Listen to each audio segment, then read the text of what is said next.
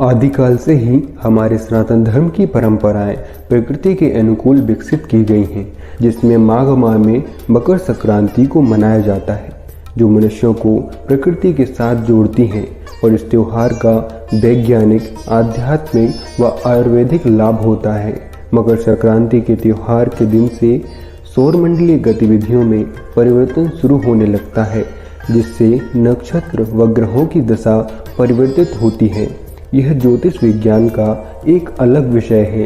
इसे सामान्य सरल भाषा में समझिए, जैसे कि जब मकर संक्रांति का त्योहार आता है तब उस दिन से सूर्यदेव उत्तरायण होने लगते हैं, अर्थात पृथ्वी का अपने अक्ष पर 23.5 अंश झुकाव इस प्राकृतिक प्रक्रिया को पूर्ण करता है।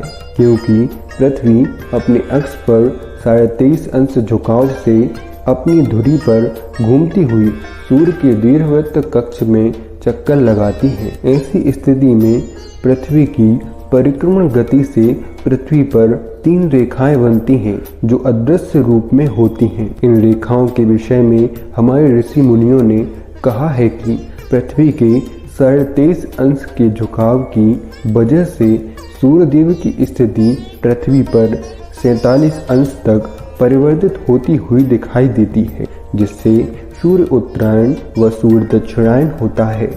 सरल शब्दों में कहा जाए तो सूर्य जिन 3 रेखाओं के मध्य गतिशील दिखाई देते हैं वह है मकर रेखा, विषुवत रेखा व कर्क रेखा। इन तीनों रेखाओं में से जब सूर्य मकर रेखा पर पहुंचते हैं तो कर्क रेखा और इससे उत्तर में उत्तरी गोलार्ध की ओर शीत ऋतु आती है। और हमारे सनातन धर्म अनुसार मकर संक्रांति का त्योहार तब मनाया जाता है जब सूर्यदेव मकर रेखा से उत्तर दिशा में कर्क रेखा की ओर बढ़ना आरंभ करते हैं, जिसे सूर्य उत्तरायण कहा जाता है। और यह पूर्ण प्रक्रिया मकर रेखा पर होती है और साथ ही सूर्य की क्रांति अर्थात तेज मकर रेखा पर सीधा पड़ता है, तब इसे कहा जाता है मकर संक्रांति। और मकर संक्रांति की सनातन धर्म में वैज्ञानिकता यह है कि जब मकर रेखा पर सूर्य होता है तो भारत में शीत ऋतु आती है, जो इस समय की कृषि के लिए अत्यंत लाभकारी होती है।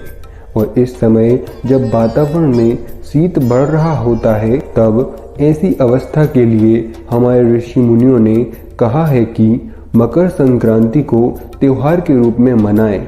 इसका अर्थ हमारे भूगोल के ज्ञाता ऋषियों ने बताया है कि पूर्ण शीत का प्रकोप तब होता है या अत्यधिक ठंड तब पड़ती है जब सूर्य मकर रेखा पर हो। ऐसी अवस्था में मानव शरीर के लिए अपने शरीर के सामान्य तापमान को बनाए रखना कठिन हो जाता है।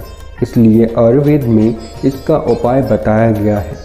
यहाँ हमारे ऋषि कहते हैं कि गुड़ के बने पकवान का उपयोग करें, क्योंकि गुड़ का स्वभाव या प्रकृति गर्म होती है और इसे सामान्य दैनिक जीवन में शीतकाल के समय उपयोग करने के रूप में मकर संक्रांति का त्योहार मनाया जाता है। यह मकर संक्रांति का एकमात्र उत्सव है जो मूल रूप से भोजन पर आधारित होता है और यहाँ के सभी पकवान गर्म प्रकृति वाले खाद्यान्नों से बनते हैं, जिसका सीधा लाभ शरीर को शीत से बचाना होता है। और मकर संक्रांति के दिन से प्राकृतिक रूप से नवीन परिवर्तन प्रकृति में होने लगते हैं और इस मकर संक्रांति के कुछ समय पश्चात ही भारतीय नववर्ष आरंभ होता है। और यह वही दिन होता है जब प्रकृति में वसंत ऋतु आती है। जय सनातन।